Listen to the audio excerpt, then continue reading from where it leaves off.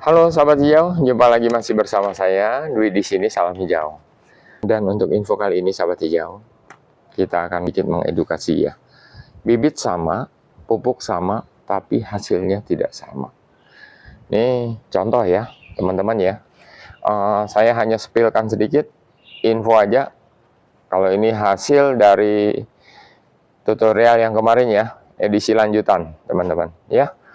Nah, apa yang menyebabnya? Salah satu kita bahas yang pertama sahabat hijau.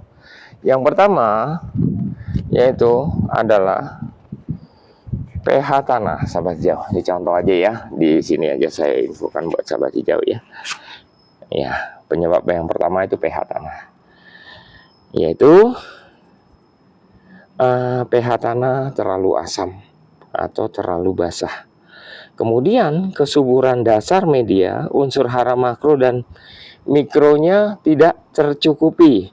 Kemudian tekstur dan struktur tanah liat berpasir lempung itu dapat mempengaruhi ya untuk penyerapan pupuk dan mempengaruhi pertumbuhan tanaman itu sendiri. Itu yang pertama. Kemudian drainase dan aerasi tanah terlalu becek. Jadi kalau tanahnya misal tidak poros itu pengaruh sekali ya, dapat mengganggu perakaran. Yang kedua kualitas air sahabat hijau. Kandungan mineral atau zat pengganggu, contoh air terlalu asin atau air yang berkapur itu biasanya. Kemudian frekuensi atau metode penyiraman mempengaruhi pertumbuhan. Oke, kita masuk yang ketiga sahabat hijau. Yang ketiga yaitu iklim dan cuaca. Ya. Yaitu jadi kita harus memahami kapan akan dibuahkan, kemudian lihat kondisi tanaman yaitu iklim dan cuaca, yaitu suhu, kelembapan dan intensitas matahari yang berbeda. Kadang-kadang bulan sekarang panasnya sekian, kadang-kadang dibarengi dengan kelembapan gitu ya. Kemudian satu lagi angin atau perubahan cuaca ekstrim yang bisa ganggu pertumbuhan tanaman. Contoh musim hujan terjadi proses pembuahan, hasilnya belum tentu bisa mendapatkan hasil yang maksimal. Kemudian kita lanjutkan yaitu yang keempat, teknis atau pengaplikasian pupuk. Kenapa demikian sahabat hijau? Kita sambil ini ya, jalan sedikit ya. Yang pertama, pemberian pupuk dosisnya tidak tepat, gitu ya.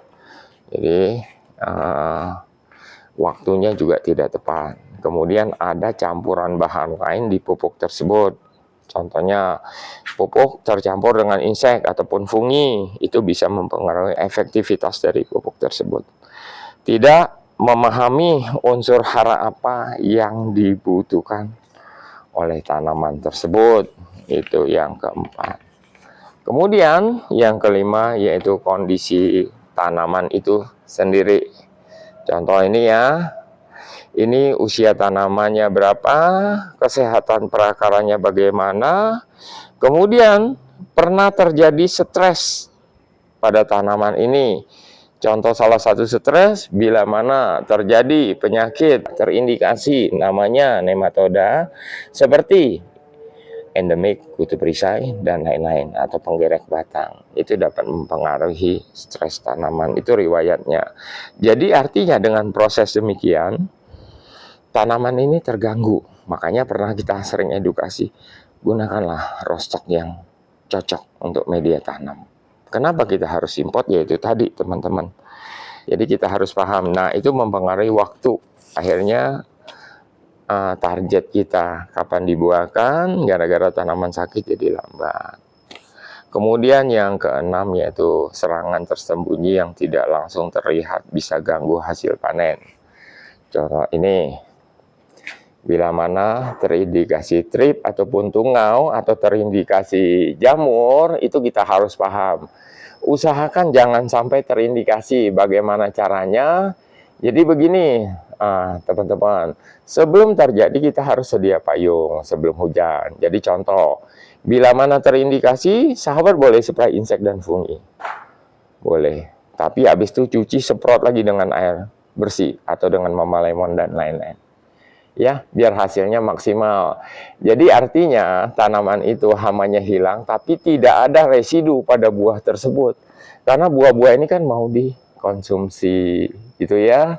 Jadi kita harus memahami penyakit tanaman dan kemudian bahan insek atau fungi, contohnya bahan daya kerjanya sistemik atau kontak itu kita harus pahami.